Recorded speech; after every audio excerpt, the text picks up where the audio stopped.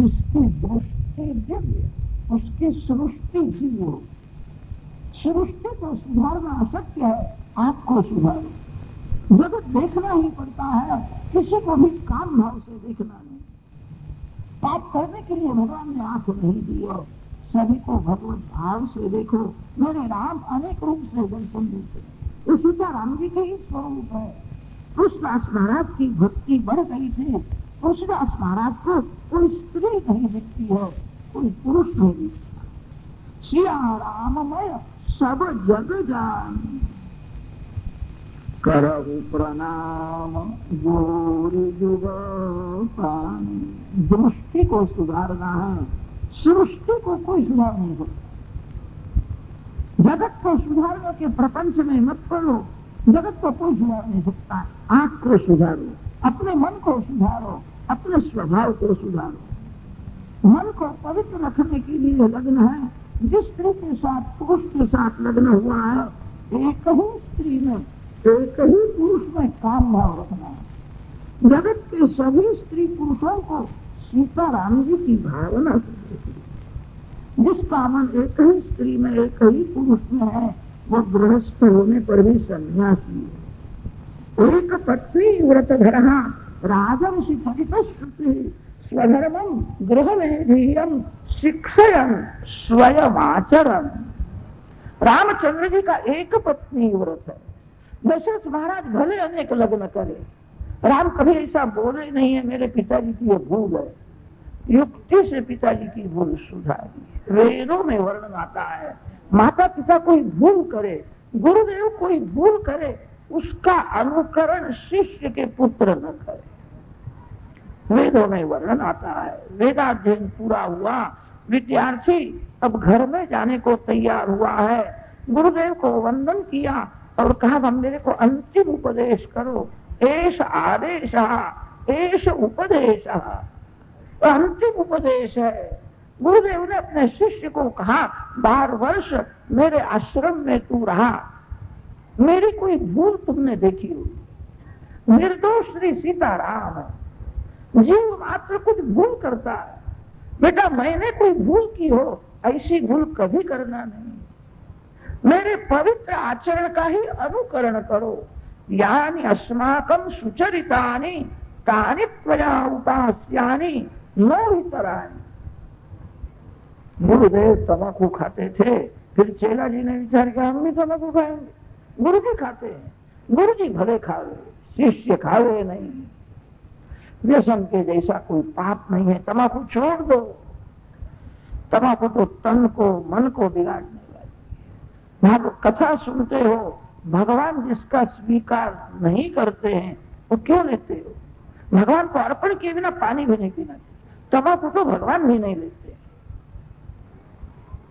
त्याग करो। गुरुदेव कदाच भूल करते हो, उनकी भूल शिष्य को करने की जरूरत नहीं है। रामचंद्र जी की प्रतिज्ञा है, एक पत्नी व्रतधारी राम। राम एक ही बार बोलते हैं। सुग्रीव ने शंका की है, कदाच रावण शरण में आवे, रावण को आप क्या दोगे?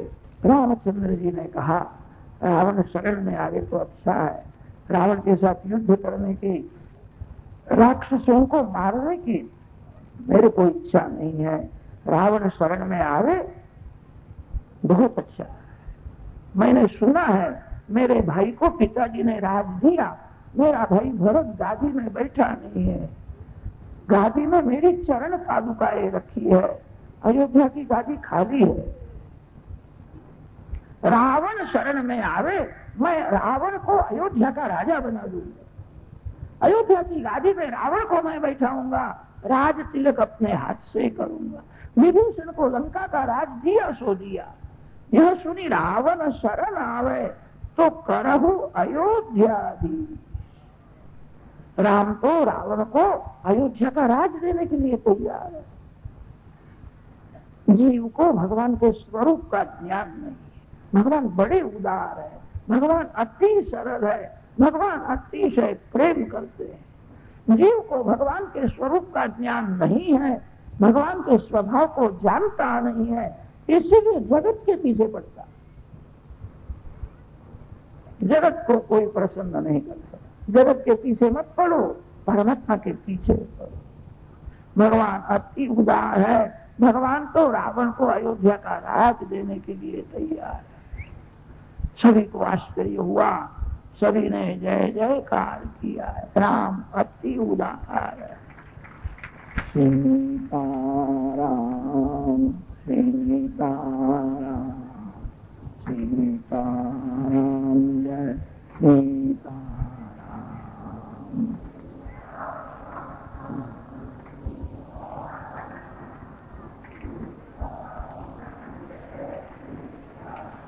जय सीताराम सीताराम सीताराम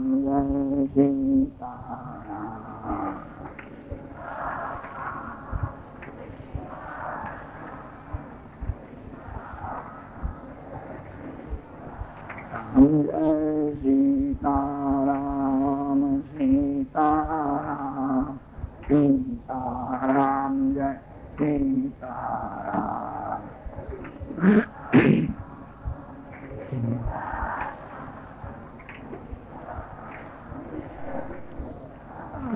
जय सीताराम सीताराम सीताराम जय सीताराम।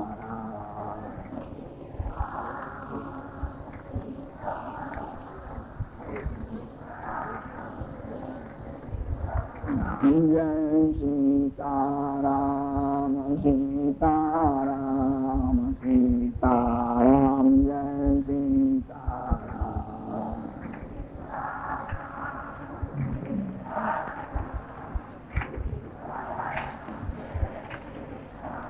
जय सीताराम सीताराम सीताराम जय सीताराम।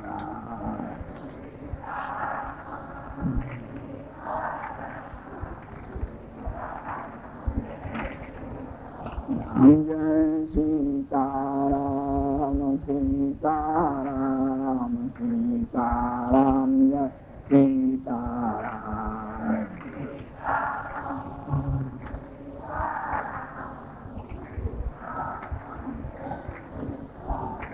जय सीताराम सीताराम सीताराम जय सीताराम।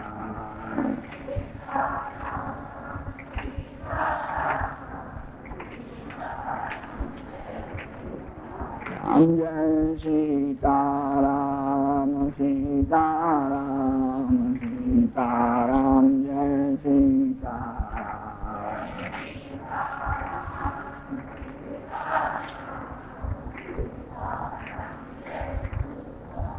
जय सीताराम सीताराम सीताराम जय सीताराम।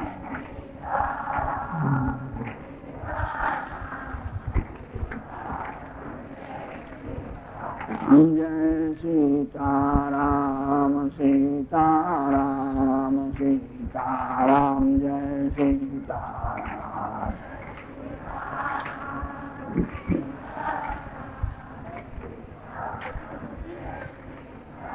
जय सीताराम सीताराम सीताराम जय सीताराम। जय सीताराम सीताराम सीताराम जय सीताराम।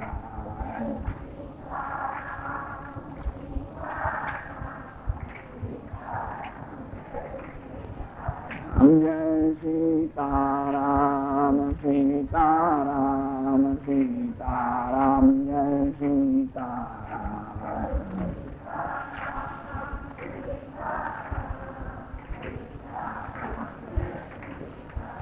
जय सीताराम सीताराम सीताराम जय सीताराम।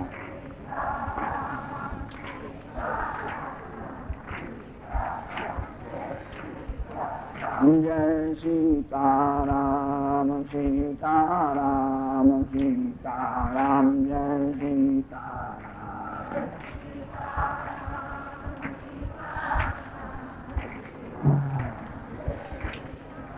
जय सीताराम सीताराम सीताराम जय सीताराम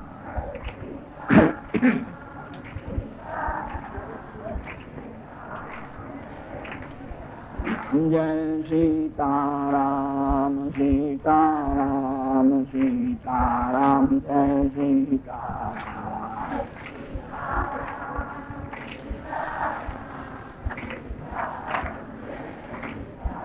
जय सीताराम सीताराम सीताराम जय सीताराम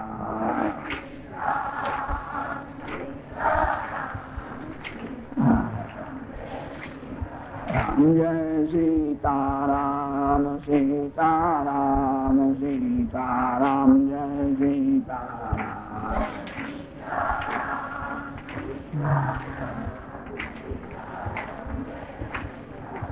जय सीताराम सीताराम सीताराम जय सीताराम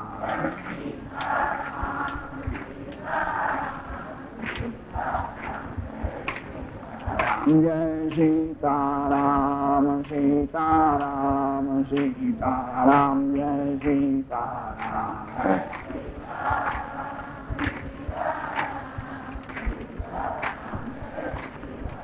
जय सीताराम सीताराम सीताराम जय सीताराम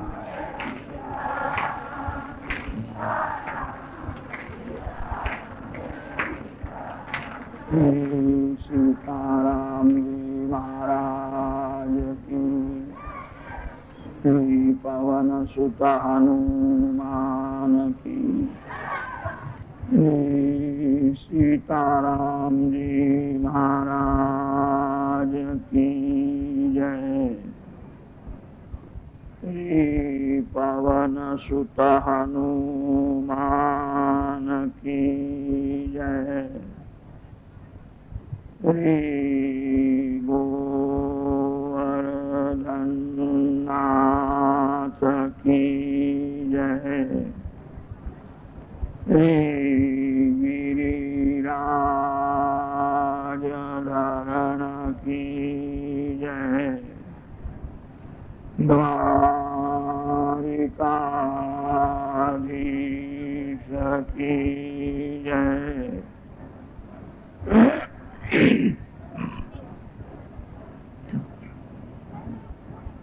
श्री बालकृष्ण लाल की जय।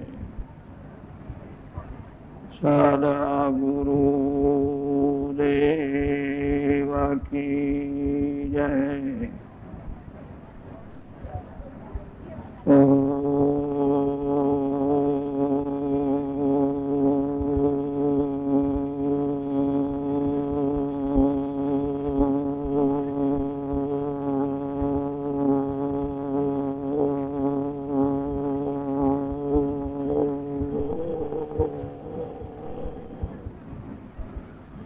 नमः पार्वती पतये हर हर महादेव।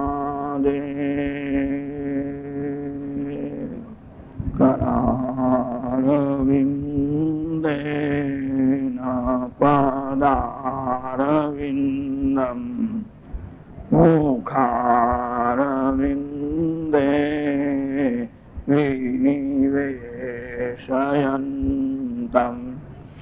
वटस्य पत्रस्य पुटे शयानं बालं मुकुन्दं मनसा स्मरामि।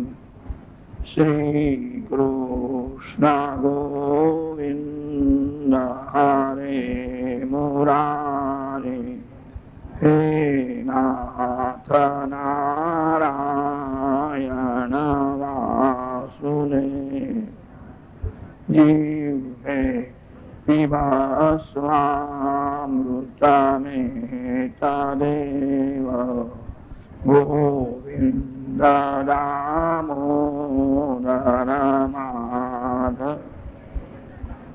विक्रेतु कामा किल गोपकन्या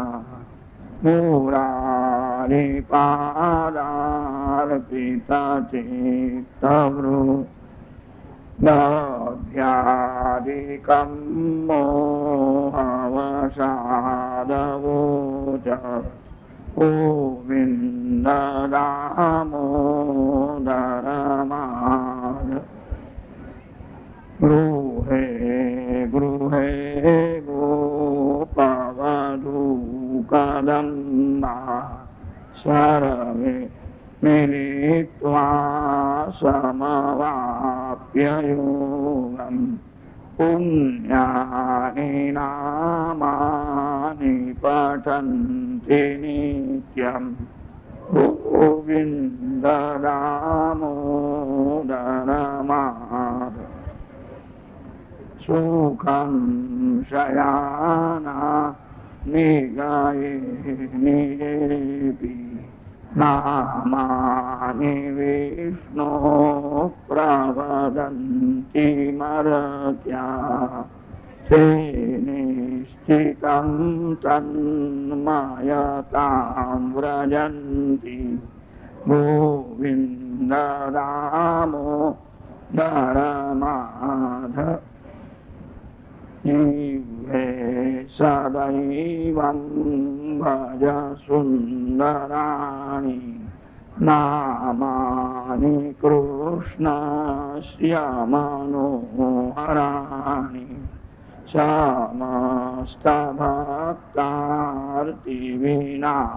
समस्तभक्तार्तिविनाशनानि गोविन्द दामोदरमाधव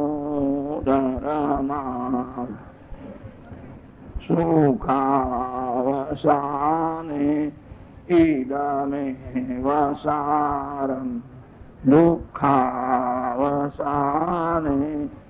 इदमेव ज्ञेयम् देहावसाने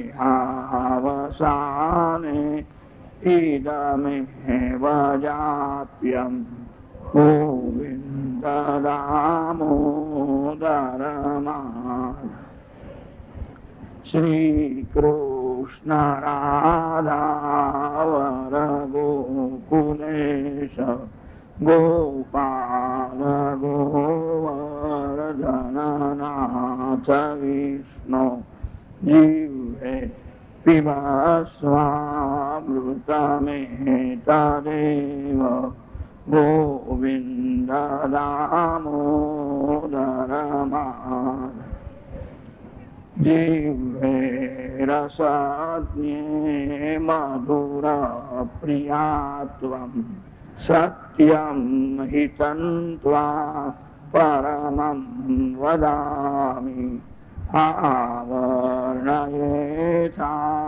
मधुराक्षराणि गोविन्द दामोदरमाधव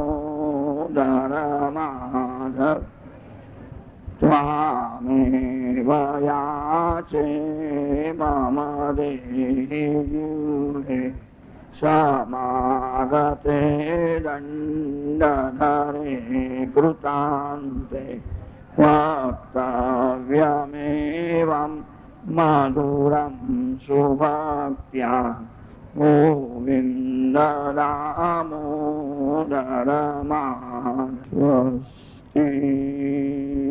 श्री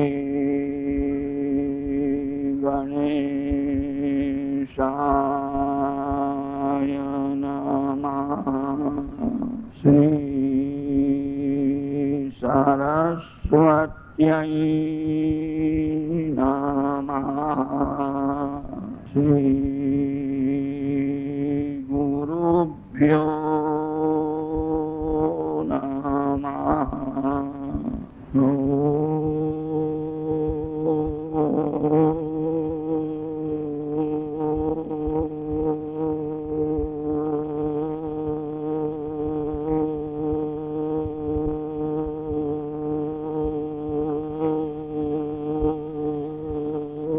नमो भगवते वासुदेवाय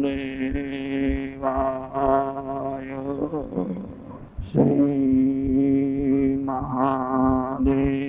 उवाच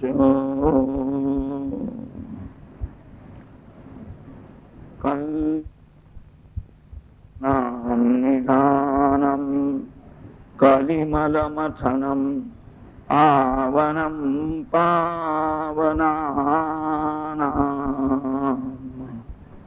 पाथेयं मुमुक्षो सपदि परपदप्राप्तये प्रस्थितस्य विश्रामस्थानमेकं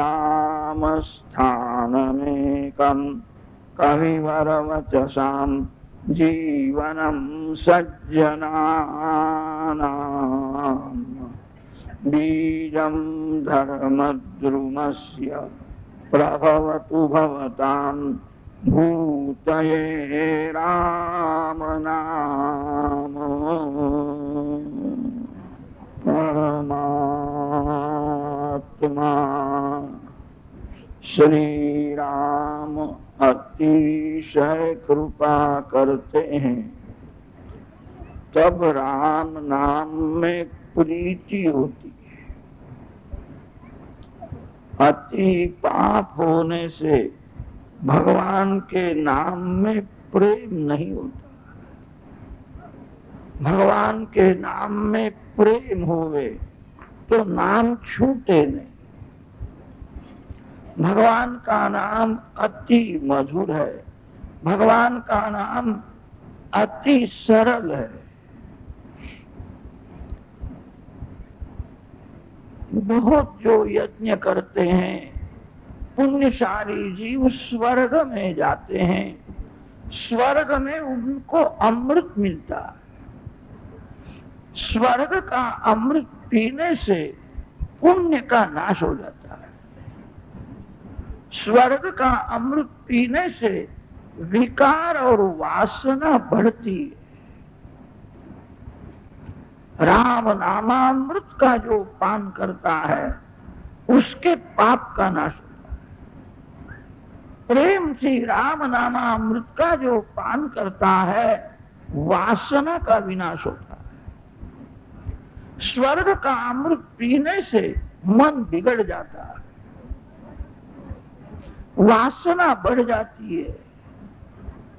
राम नामामृत का जो पान करता है उसका बिगड़ा हुआ मन धीरे धीरे शुद्ध होने लगता है। राम नामामृत का जो पान करता है वासना का विनाश होता है।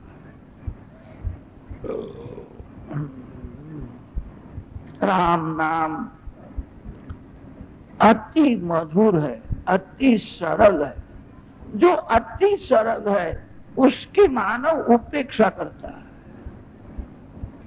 कलयुग का मानव दुर्बल है, जिसने भोग में शक्ति का विनाश किया है वो कठिन साधन नहीं कर सकता। कठिन साधन करने की शक्ति नहीं है। जो सुलभ है उसमें श्रद्धा नहीं होती है। शास्त्रों में ऐसा वर्णन आता है, योगी वही हो सकता है जिसने शक्ति का अतिशय संग्रह किया। हमारे शास्त्रों में उसके लिए ऊर्ध्वरेता शब्द आता है। जो ऊर्ध्वरेता है, ऊर्ध्वरेता का अर्थ होता है जिसने शक्ति का अति संग्रह किया है, वही योगी हो सकता है। जिसने भोग में शक्ति का विनाश किया है वो योगी नहीं हो सकता। योग की बातें भले करे, उसको अनुभव नहीं होगा। योग में सिद्धि तभी मिलती है जिसने शक्ति का अतिशय संग्रह किया है। कलयुग का मानव भोगी है। जिसने भोग में शक्ति का विनाश किया है वो योगी नहीं हो सकता। ज्ञान का अनुभव करना कठिन है। वैराग्य से ही ज्ञान का अनुभव होता है, अनुभव से ही ज्ञान सफल है। जगत सत्य नहीं है, संसार में सच्चा सुख नहीं है, ऐसा बोलने से लाभ नहीं है, समझने से लाभ। आत्मा आनंदमय है। कितने लोग बड़ी बड़ी ब्रह्म ज्ञान की बातें करते हैं, ब्रह्म स्वरूप का अनुभव नहीं करते। आनंदमय परमात्मा है, मेरे हृदय में है, ऐसा जिसने अनुभव किया, उसके लिए संसार में कोई दुख नहीं। ज्ञान अनुभव से सफल होता है। मानव मूर्ख नहीं है, ज्ञानी है। मानव का ज्ञान शब्दात्मक है, ज्ञान के अनुसार क्रिया नहीं करता। सब लोग जानते हैं सत्य बोलना चाहिए, सभी लोग सत्य नहीं बोलते हैं। थोड़ा लाभ होता हो, स्वार्थ सिद्ध होता है, झूठ बोलता है। मानव का ज्ञान क्रियात्मक नहीं है, शब्दात्मक है। ज्ञान के अनुसार क्रिया जो करता है उसी को ज्ञान का अनुभव होता है। ज्ञान अनुभव से सफल होता है। आत्मा आनंदमय है, मेरे हृदय में भगवान है, संसार का सभी सुख तुच्छ है, ऐसा अनुभव कर। कितने लोग ऐसे होते हैं, सवेरे 6 बजे 7 बजे चाय पीने की आदत होती है, उनको 10-11 बजे तक चाय न मिले तो मस्तक दुखने लगता है। कहते हैं आत्मा आनंद रूप है। आत्मा के आनंद स्वरूप का अनुभव नहीं होता। ज्ञान अनुभव से सफल होता है। ज्ञान का अनुभव वैराग्य से होता है। वैराग्य पात्र में ही ज्ञान टिकता है। कलयुग का मानव विलासी है। विलासी ज्ञान का अनुभव क्या करेगा? हमारे लिए राम नाम का ही आधार है। राम नाम अति सरल है। कितने ऐसा समझ बोलते हैं, राम राम बोलने से क्या लाभ है? कोई गाली देता है, दुख क्यों होता है? शब्द की असर मन पर होती है। शब्द में बहुत शक्ति है। राम नाम अति मधुर है। जीवन में कैसा भी दुख का प्रसंग आवे, घबराना नहीं। श्री राम श्री राम श्री राम श्री राम श्री राम श्री राम श्री राम 15 मिनट ऐसा जप करो, फिर देखो क्या होता है। बहुत प्रेम से जो राम नाम का जप करता है, उसके तालू में से अमृत झरने लगे। आनंद स्वरूप का अनुभव होता है। दुख की असर मन के ऊपर नहीं होती। भगवान ने हमको तो बहुत सुख दिया है। संतों के चरित्र पढ़ो। संतों को लोगों ने बहुत त्रास दिया। तुकाराम महाराज के चरित्र में लिखा है, होली का दिवस था, कितने दुर्जन तुकाराम महाराज के पास गधे को ले गए और महाराज को ऐसा कहा, आपको गधे के ऊपर बैठा कर क्या जुलूस निकालना है। दुर्जन क्या न करे, जिसको माया ने भुलाया। तुकाराम महाराज का कोई अपराध नहीं था, कोई भूल नहीं थी। तुकाराम महाराज अति सरल स्वभाव के थे, शांत थे, सतत भक्ति करते थे। दुर्जन को, दूसरे को दुख देने में, दूसरे का अपमान करने में मजा आती है। महाराज को कहा, आज आपको गधे के ऊपर बैठाना है, जुलूस निकालना है। महाराज ने विचार किया, मैं ना बोलूं, ये लोग जबरदस्ती करेंगे, हमसे प्रकट करें। जो भगवान नाम से प्रकट होते हैं, वे भगवान पाप करने से रोक लेते हैं। जगत भगवान के अधीन है, और भगवान नाम के आदि। जिस नाम का आप सतत रटन करते हो वह रूप आंख के सामने आता है। रूप नाम के अधीन है। भगवान के किसी भी नाम में तन्मय हो जाओ, आपका कल्याण होगा। नाम से भगवान को प्रकट करो।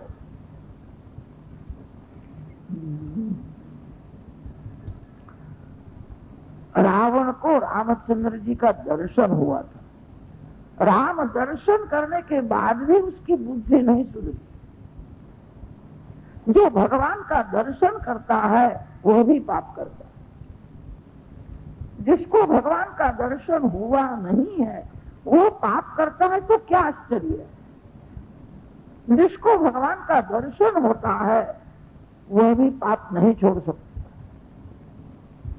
दुर्योधन को श्री कृष्ण भगवान का दर्शन हुआ था। दुर्योधन की बुद्धि नहीं सुधरी।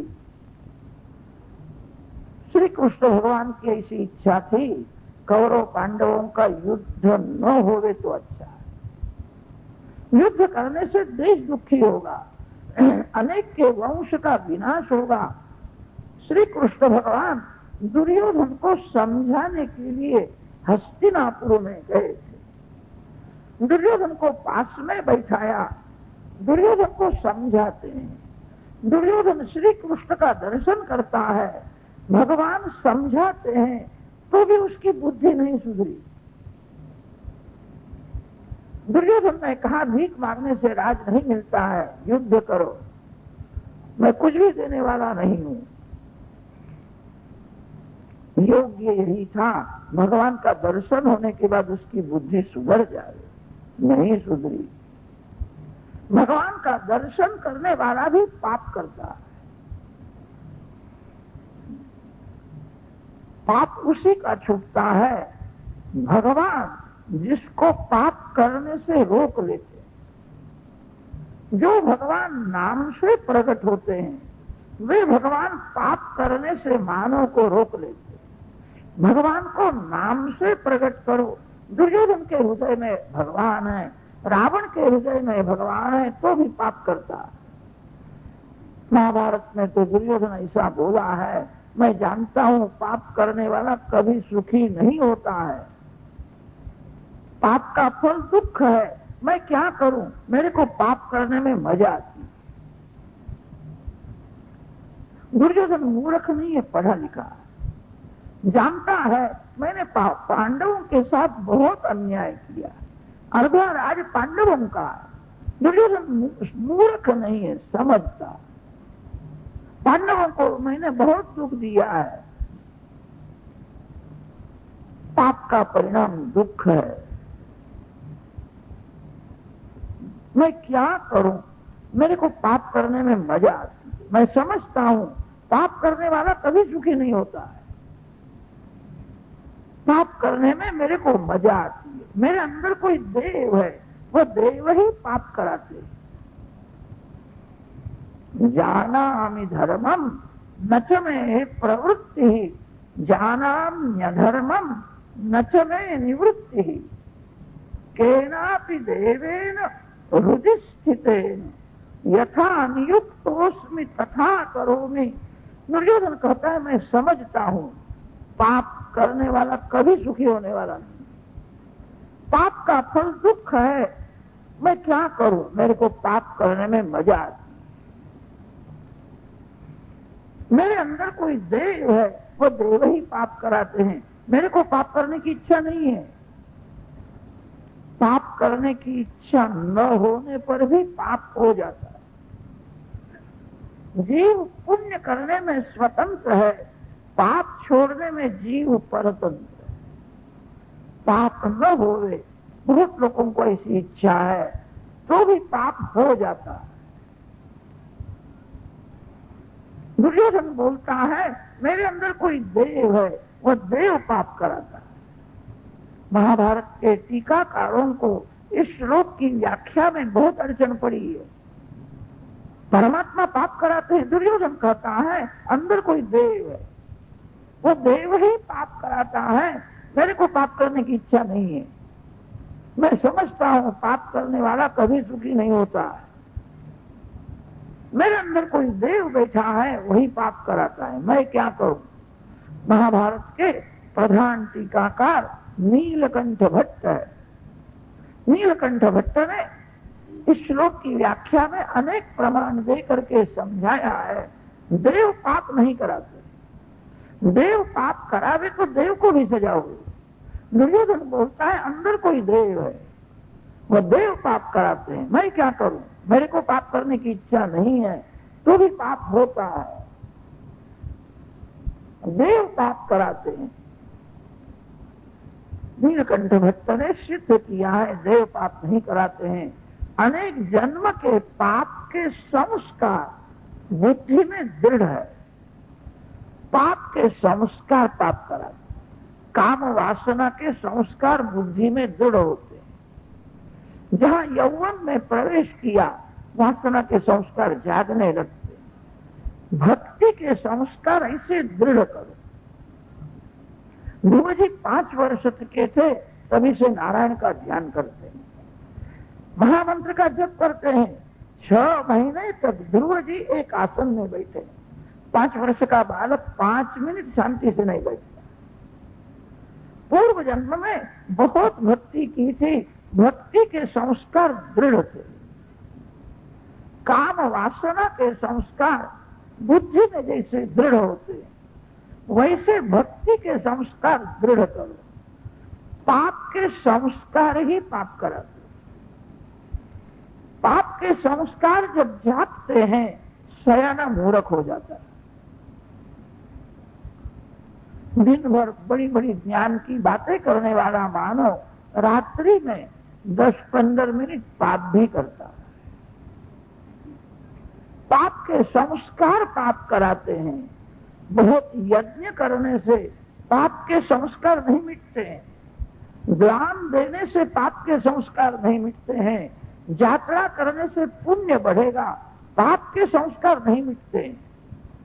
पाप के संस्कार मिटाने का सरल उपाय एक ही है, बहुत प्रेम से भगवान के नाम का जप करो। साधारण जप से पाप के संस्कार नहीं मिटते हैं, जब अति से जप होता है। सर्वकाल जब जीव जप करता है, जप के बिना जीवन सुधरता नहीं। दान देना, यज्ञ करना कठिन नहीं है, सरल है। अब तो लोग समझ गए हैं, बहुत धन का संग्रह करने पर सरकार को अर्पण किया जा करना पड़ता है, अपने हाथ से उपयोग करने लगे। अच्छा है, दान देने से, यज्ञ करने से थोड़ा पुण्य बढ़ता है, पाप नहीं छूटता। शांति से बैठ करके भगवान के नाम का जप करो। जप से ही जीवन सुधरेगा, जप करने से ही पाप की आदत छूटेगी। बहुत पुस्तक पढ़ने से शब्द ज्ञान बढ़ता है, बातें करता है और पाप भी करता है। कथा में 2-3 घंटे आप बैठते हो, कथा पूरी होने के बाद आपके घर में बैठ करके 2 घंटे 3 घंटे जप करोगे। जप करना बड़ा कठिन है, यज्ञ करना, दान देना कठिन नहीं है। जिसके हाथ में पैसा है वो दान देता है, यज्ञ करता, पैसा का खेल है। शांति से बैठ करके जप करना बड़ा कठिन है। जप किए बिना पाप की आदत छूटती नहीं। अतिशय जप किए बिना वासना का विनाश होता नहीं। अतिशय जप किए बिना प्रभु में प्रेम होता नहीं। प्रेम से राम नाम का जप करो, आपका कल्याण होगा। मंत्र से भी नाम श्रेष्ठ है। मंत्र का जप करना हो, किसी को गुरु करना पड़ता है, गुरु के द्वारा मंत्र लेना पड़ता है। गुरु को सिद्ध न होवे तो शिष्य को मंत्र जल्दी सिद्ध नहीं होता। कलयुग में सिद्ध संत महात्मा है, पर्वत की गुफा में अब छिप गए। ये कलयुग का विलासी, स्वेच्छाचारी, दुराचारी जीवन संतों को अच्छा नहीं लगता, दुर्गंध आता है। संत महात्मा है, पर्वत की गुफा में अब छिप गए। मंत्र गुरु के द्वारा लेना पड़ता है। सिद्ध सदगुरु कलयुग में जल्दी नहीं मिलते। मंत्र से भी नाम श्रेष्ठ है। नाम जप आप गुरु किए बिना भी कर सकते हो। मंत्र का जप गुरु के द्वारा ही लेना पड़ता है। मंत्र पवित्रता मांगता है। आराम कुर्सी में गादी में बैठ करके कोई मंत्र जपे ये योग्य नहीं। मंत्र जप करना हो पवित्र आसन में बैठना पड़ता है। जिसने स्नान नहीं किया है वो मंत्र का जप करे योग्य नहीं है। नाम जप जिसने स्नान नहीं किया वो भी कर सकता है। गादी में बैठ करके भी कर सकता है। मंत्र पवित्रता मांगता है। पवित्रता न होवे तो भी नाम सिद्ध होता। मंत्र को गुरु की जरूरत है। किसी संत को मानना अच्छा है। कदाच आपकी 16 आनी श्रद्धा न होती हो, नाम को ही गुरु मानो। भगवान का नाम ही गुरु है। संत कृपा करते हैं गुरुदेव शिष्य को नाम देते हैं। भगवान का नाम ही गुरु है। भगवान के किसी भी नाम में तन्मय हो जाओ। नाम से जब रूप प्रकट होता है वह स्वरूप पाप करने से रोकता है। भगवान को नाम से प्रकट करना है। नासिक में गोदावरी गंगा के किनारे काले राम जी का मंदिर है। मंदिर बहुत सुंदर है, दिव्य है। राम जी के दर्शन में तृप्ति नहीं होती है। वहां के संत ऐसा बोलते हैं, यहाँ पर समर्थ सदगुरु रामदास स्वामी ने 13 करोड़ जप किया तब राम प्रकट हुए। ये जो राम जी का स्वरूप है किसी कारीगर ने बनाया हुआ नहीं है। जगत को बनाने वाले यही राम है। ये स्वरूप अति दिव्य है। रामदास स्वामी ने 12 वर्ष तक यहाँ बैठ करके 13 करोड़ जप किया। तभी राम जी प्रकट हुए। भगवान को नाम से प्रकट करो। हरे कृष्णा कृष्ण कृष्ण हरे हरे, हरे राम राम राम हरे हरे। महामंत्र का 13 करोड़ जप करो। आपके घर में भगवान प्रकट हो जाए। मंत्र में राम नाम प्रथम है और कृष्ण नाम पीछे से है। श्री गौरांग महाप्रभु जी ने उसको उल्टा दिया। मंत्र होवे तो पवित्रता मांगता है। कलयुग में थोड़ी स्वच्छता दिखती है, पवित्रता नहीं है। भागवत में बहुत से ऐसे मंत्र आते हैं, व्यास जी महाराज 1-2 अक्षर खंडित कर देते। मंत्र होवे तो सभी को जप करने का अधिकार नहीं है, उसको नाम रूप बना देते हैं। मंत्र में हरे राम प्रथम है, हरे कृष्ण पीछे से।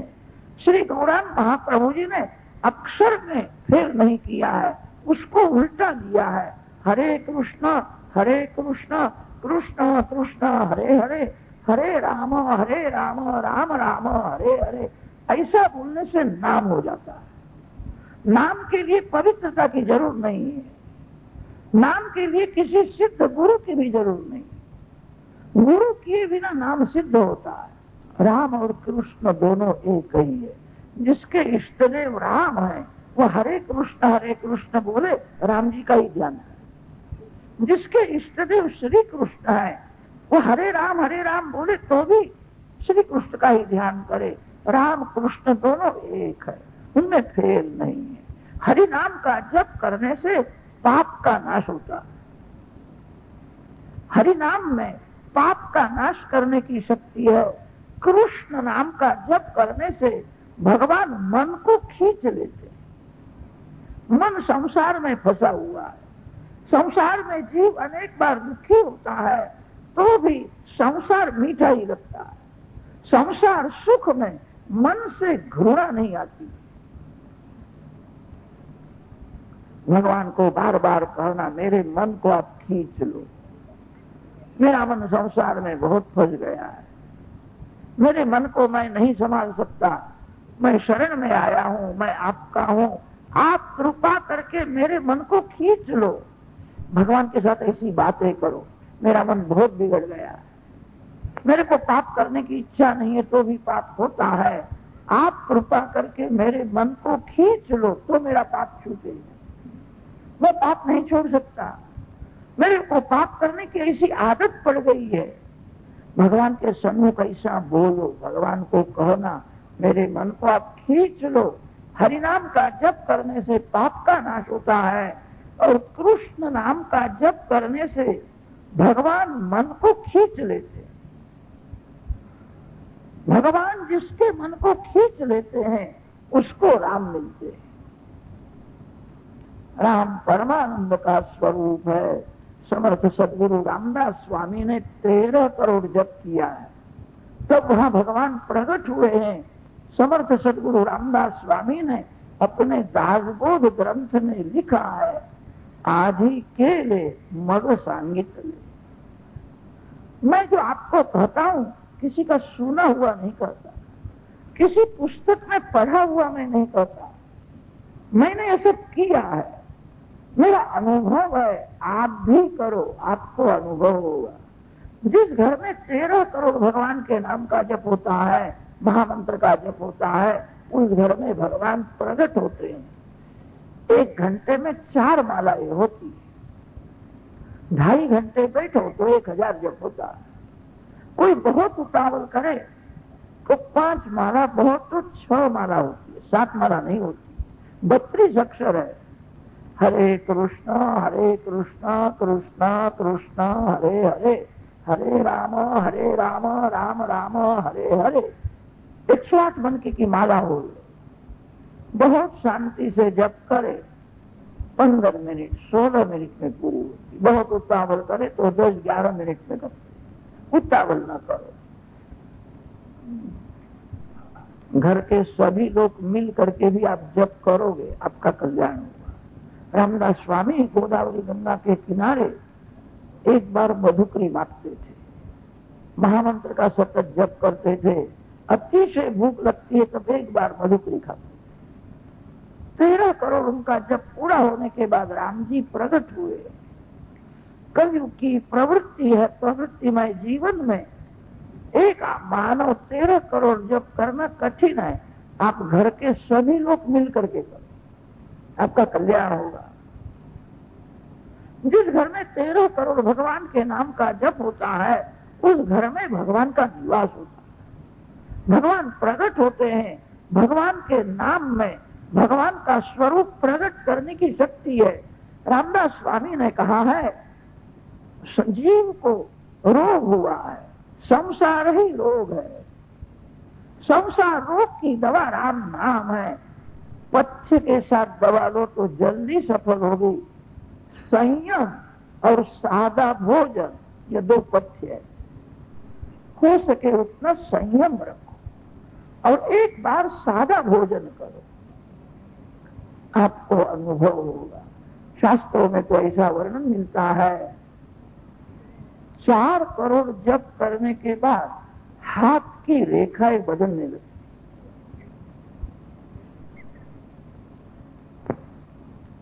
जन्म पत्री में जो ग्रह है वो ग्रह भी बदलने लगता।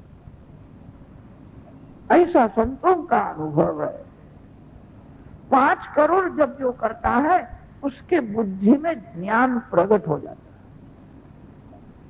है। ज्ञान किसी पुस्तक में नहीं है, ज्ञान आपके मस्तक में है। आप सभी ज्ञानी हो। जीव ईश्वर का अंश है, जो भगवान का अंश है वो मूर्ख नहीं है। सिंह का बच्चा सिंह ही होता है। किसी भी मानव को मूर्ख समझना नहीं। जो दूसरे को मूर्ख समझता है वही मूर्ख होता है। किसी का भी अनादर न करो। आत्मा ज्ञानमय है। मानव का ज्ञान अज्ञान से ढका हुआ रहता है। आकाश में बादल आ जाए तो सूर्य नारायण का दर्शन नहीं होता है। जगत को प्रकाश देने वाले सूर्य नारायण हैं।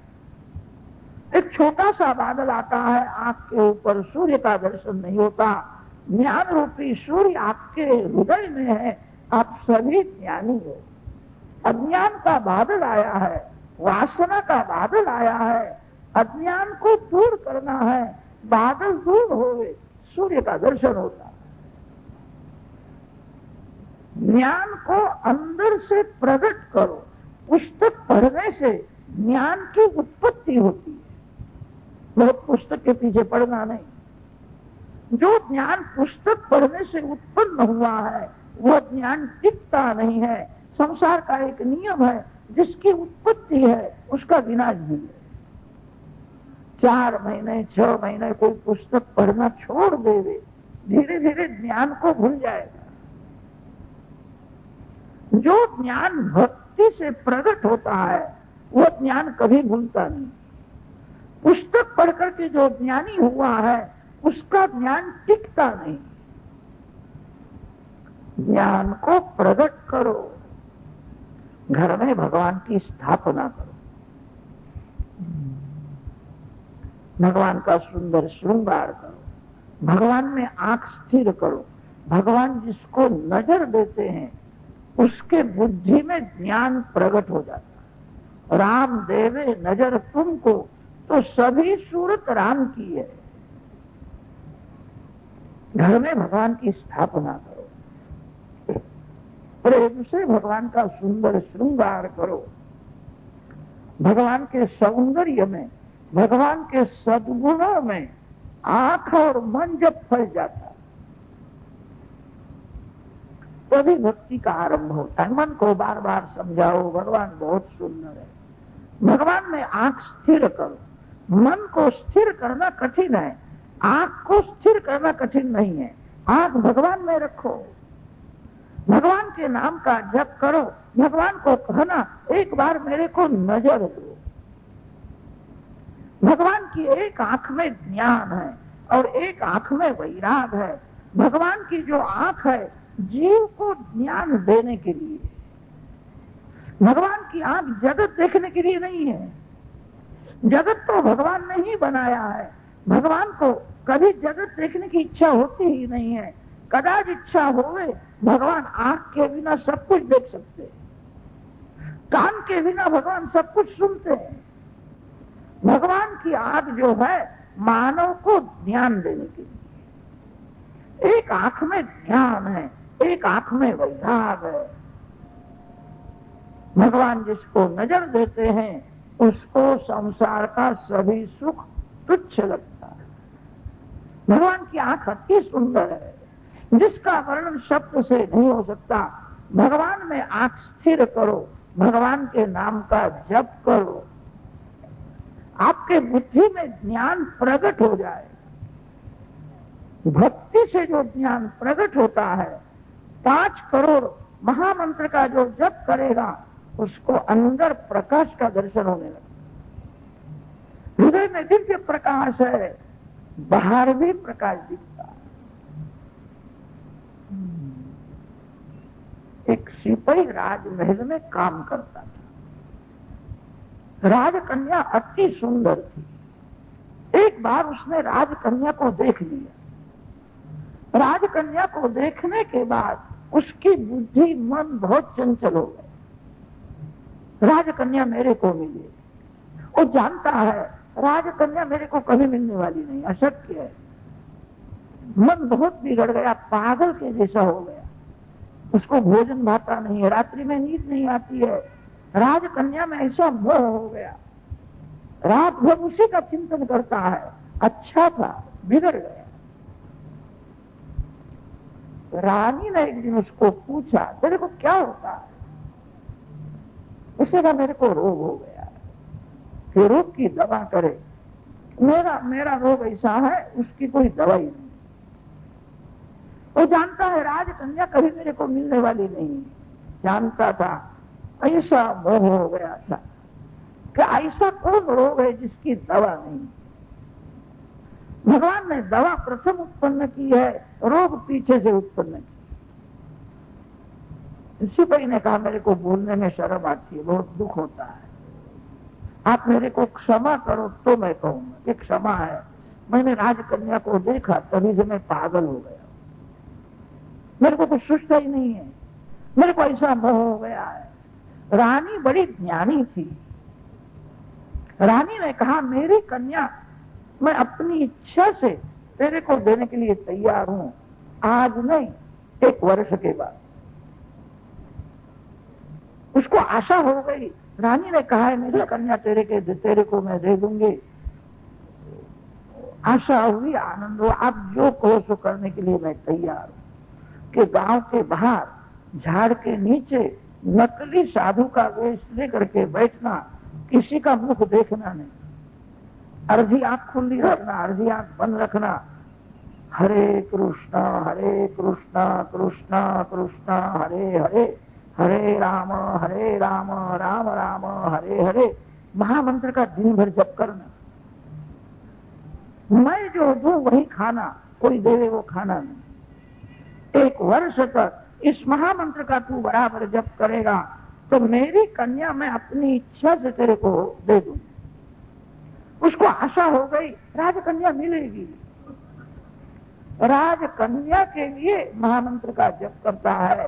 रानी एक बार उसको सादा भोजन दे, एक बार खा लेता, दिन भर महामंत्र का जप करता है, किसी को नजर नहीं देता। जप के समय में आंख बंद रखो तो नींद आ जाती है, आंख खुली रखो तो जगत दिखता है। अर्धी आंख खुली, अर्धी आंख बंद है, जगत देखना नहीं है, निद्रा आवे नहीं। महामंत्र का उसने जप किया। 6 महीने तक जप करने के बाद उसको अंदर प्रकाश दिखने लगा। उसने विचार किया राजकन्या में क्या है, शरीर तो मलमूत्र से भरा हुआ है, जैसा मेरा शरीर वैसे ही राजकन्या का शरीर है, मेरे को मोह हुआ, ये ठीक नहीं। 9 महीने तक जप किया। फिर तो उसको भगवान का थोड़ा आनंद मिलने लगा, राजकन्या में क्या है। उसने फिर निश्चय किया रानी अब राजकन्या देने के लिए आवे तो भी मैं राजकन्या के साथ लग्न नहीं करूंगा। 9 महीने के बाद उसको परमात्मा का आनंद मिला। 5 करोड़ जप हो जावे, अंदर प्रकाश दिखता है, बाहर प्रकाश। 12 महीने तक उसने जप किया। फिर रानी अपनी कन्या को लेकर के आई, बाबा ये कन्या आपको देने के लिए आई है। तो मेरे को देखने की भी इच्छा नहीं होती। जिसको भगवान का आनंद मिला, मेरी भूल हो गई, ये मेरी कन्या है, किसी राजकुमार के साथ उसका लग्न करो। 5 करोड़ जप करने के बाद बुद्धि में ज्ञान प्रकट होने लगता। ज्ञान आपके मस्तक में है, आप सभी ज्ञानी हो। मानव का ज्ञान अज्ञान से ढका हुआ है। अज्ञान दूर होवे कि अंदर से ही ज्ञान प्रकट होता है। पत्थर में मूर्ति होती है, साधारण मानव को पत्थर में मूर्ति नहीं दिखती है, कारीगर को दिखती है। कारीगर पत्थर में मूर्ति को उत्पन्न नहीं करता, मूर्ति को ढाकने वाला जो भाग है उसको युक्ति से निकाल देता है। मूर्ति को ढाकने वाला भाग निकल जावे, पत्थर में से मूर्ति प्रकट होती है। पत्थर में मूर्ति है, कारीगर पत्थर में मूर्ति को उत्पन्न नहीं करता, मूर्ति को ढाकने वाला भाग युक्ति से निकाल देता है, तो पत्थर में मूर्ति प्रकट होती है। आप सभी ज्ञानी हो, आत्मा ज्ञानमय है, ज्ञान अज्ञान से ढक गया है। अज्ञानेन आवृतम ज्ञानम तेन मुह्यन्ति जन्तवः। भक्ति करने से, राम नाम का सतत प्रेम से जो जप करेगा, धीरे धीरे अज्ञान दूर हो जाए। अज्ञान दूर होने पर अंदर से ही ज्ञान प्रकट होता है। जो ज्ञान अंदर से प्रकट हुआ है वो ज्ञान कायम टिकता है। ज्ञान को भक्ति से प्रकट करो। भक्ति माँ है और ज्ञान वैराग जो बालक है। माँ जहां जाती है पीछे पीछे बालक दौड़ता हुआ आता है। जहां भक्ति है वहां ज्ञान वैराग प्रकट होते हैं। 5 करोड़ जो जब शांति से करेगा उसका अज्ञान दूर हो जाएगा, बुद्धि में ज्ञान प्रकट होगा। 6 करोड़ जब जो बराबर करता है उसके अंदर के शत्रु मरने लगते। शत्रु बाहर नहीं है, अंदर शत्रु है। बाहर के एक शत्रु को मारोगे, दूसरे 10 शत्रु उत्पन्न हो जाए। शत्रु बाहर कहाँ है, शत्रु तो अंदर है। तो उसको पत्नी भक्ति में अनुकूल हो जाती। कोई स्त्री 7 करोड़ जप करे तो उसको पति भक्ति में अनुकूल हो जाता। 7 करोड़ जप करने से भक्ति में कोई विघ्न आने वाला हो, वो विघ्न दूर हो जाता है। 7 करोड़ जप करने से 7वां स्थान सुधरता है। पुरुष के जन्म पत्री में 7वां स्थान स्त्री का है, स्त्री के जन्म पत्री में 7वां स्थान पति का होता है। पति पत्नी एकदम अनुकूल हो जाते हैं, भक्ति में बहुत साथ देते हैं। 8 करोड़ जिसने जप किया है उसका मरण घर में नहीं होता है, अपवित्र अवस्था में उसका मरण नहीं होता। जिसने 8 करोड़ बराबर जप किया है उसको भगवान अंत काल में ऐसी कोई लीला करते हैं, गंगा किनारे बुला लेते हैं। कोई पवित्र तीर्थ में पवित्र अवस्था में उसका मरण होगा जिसने 8 करोड़ बराबर जप किया। 9 करोड़ जप करने से स्वप्न में भगवान का दर्शन होने लगता। भगवान जब कृपा करते हैं तब आरंभ में स्वप्न में दर्शन देते।